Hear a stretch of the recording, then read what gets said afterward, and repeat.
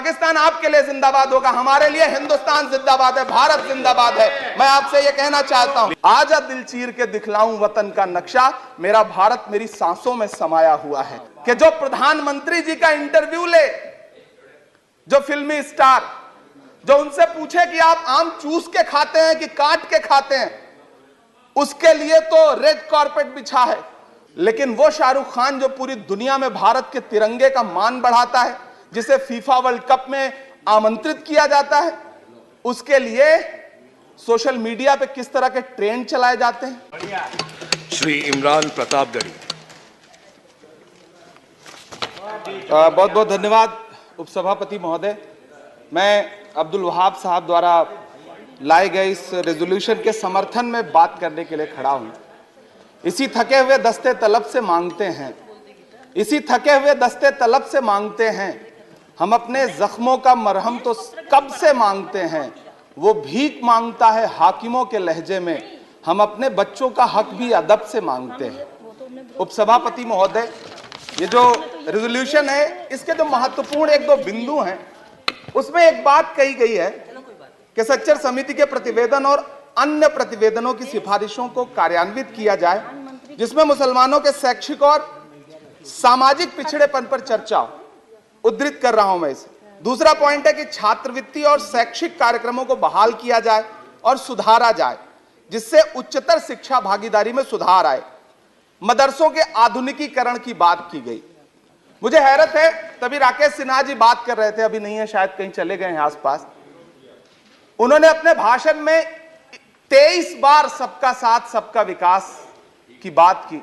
अभी गीता जी बोल रही थी, उन्होंने भी कहा कि सबका साथ सबका विकास का बजट आया है, लेकिन वो इसके, ये जो रेजोल्यूशन है, इसके विरोध में क्यों है, मैं समझ ही नहीं पा रहा हूं।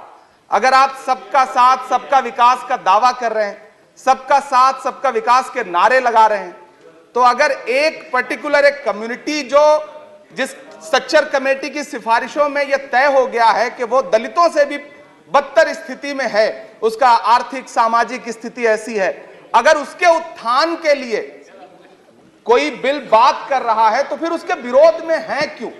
दरअसल ये वही मानसिकता है जो लगातार काम कर रही है, जिसके तहत अमृत काल में भी जो बजट पेश किया जाता है, उसमें जो अल्पसंख्यकों का बजट है, उसमें 38% की कटौती की जाती है, और फिर कहा जाता है कि हम सबका साथ सबका विकास का दावा कर रहे हैं। ये कौन सा सबका साथ सबका विकास का दावा है? मदरसों के जो शिक्षक हैं, उनका कई साल से उनको वेतन नहीं दिया गया है। हमारे पास उनके फोन आते हैं, वो कहते हैं कि हमारी बात सदन में उठाइए, हम भूखों मर रहे हैं, हमारे घरों में चूल्हे नहीं जल रहे। हम जब उनकी बात यहां करें तो विरोध, लेकिन बातें क्या हैं?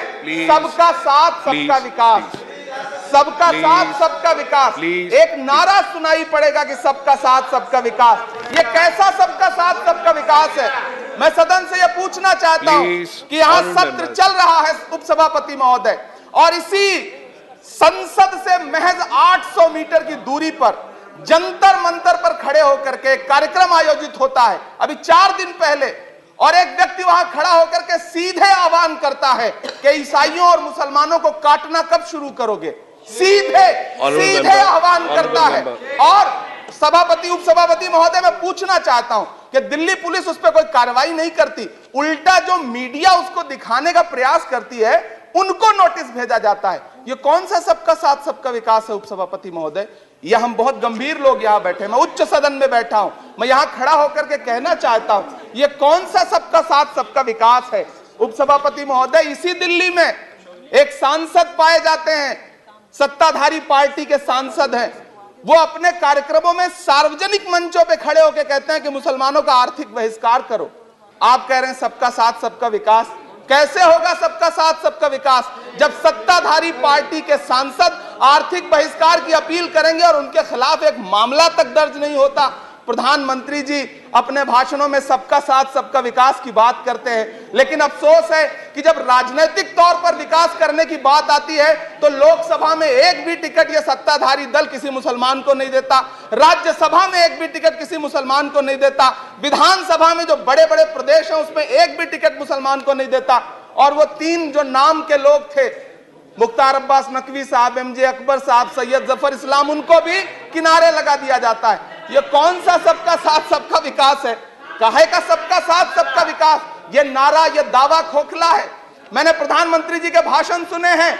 जब 3 तलाक पर बिल आ रहा था उपसभापति महोदय, तो प्रधानमंत्री जी कहते थे कि मैं अपने मुस्लिम बहनों को हक दिलाना चाहता हूं, उनके न्याय के लिए लड़ रहा हूं, ये बिल मैं उनके लिए ला रहा हूं। आपने भी सुना होगा वो नारा। मैं तो उपसभापति महोदय बचपन से जिस विद्यालय का पढ़ा हूं, वहां संस्कृत का एक श्लोक सुना करता था कि यत्र नार्यस्तु पूज्यन्ते रमन्ते तत्र देवता। मैं इसे सुना करता था उपसभापति महोदय। और फिर आज जब यहां सदन में खड़ा हूं, तो मैं पिछले दिनों लाल किले से प्रधानमंत्री जी की, लाल किले की प्राचीर से वो भाषण, उनकी वो तकरीर भी सुन रहा था, जब वो कह रहे थे कि महिलाओं को बिना हक दिलाए देश आगे नहीं बढ़ सकता। जब वो लाल किले की प्राचीर से ये बात बोल रहे थे, तो उस भाषण के महज 2.5-3 घंटे बाद उनके गृह राज्य गुजरात में बिल्किस बानो के आरोपी रिहा किए जा रहे थे। उसी दिन उन्हें माला पहनाया जा रहा था, उनका सम्मान किया जा रहा था। ये कौन सा सबका साथ सबका विकास है? उपसभापति महोदय, मैं तो आपसे कहना चाहता हूं कि जो प्रधानमंत्री जी का इंटरव्यू ले, जो फिल्मी स्टार, जो उनसे पूछे कि आप आम चूस के खाते हैं कि काट के खाते हैं, उसके लिए तो रेड कारपेट बिछा है। जो अभिनेत्रियां उनकी विचारधारा के समर्थन में बात करें, समर्थन से ज्यादा आगे बढ़ के बात करें, उनके लिए जेड सिक्योरिटी है। लेकिन वो शाहरुख खान जो पूरी दुनिया में भारत के तिरंगे का मान बढ़ाता है, जिसे फीफा वर्ल्ड कप में आमंत्रित किया जाता है, उसके लिए सोशल मीडिया पे किस तरह के ट्रेंड चलाए जाते हैं? कौन सा सबका साथ सबका विकास है महोदय? मेरा नाम इमरान है। मैं उस पीड़ा को महसूस करता हूं जिस पीड़ा का जिक्र अभी मनोज झा जी कर रहे थे। मैं उस पीड़ा से गुजरता हूं, इसलिए मैं आपसे यहां खड़ा होकर कहता हूं कि हम हर दिन सुनते हैं, कई सारे मंत्री हैं जो ट्रेवल एजेंसी खोल के बैठे हैं, जो कहते हैं कि देशभक्ति हर दिन देशभक्ति साबित करो, चले जाओ वहां चले जाओ। मैं तो उनसे कहना चाहता हूं कि तुमने नफरत का जो बाजार सजाया हुआ है, तू ये कहता है मुसलमान पराया हुआ है, आजा दिल चीर के दिखलाऊं वतन का नक्शा, मेरा भारत मेरी सांसों में समाया हुआ है। हम उसको किसी को हर दिन उसका सबूत नहीं देते फिरेंगे।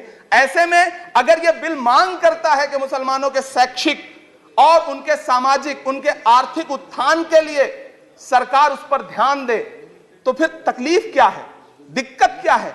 क्या आपका जो नारा है वो झूठा है? क्या सबका साथ सबका विकास का नारा सिर्फ खोखला है? बजट से तो यही जाहिर होता है, आप लगातार घटाते जा रहे हैं बजट, आप लगातार कटौती करते जा रहे हैं।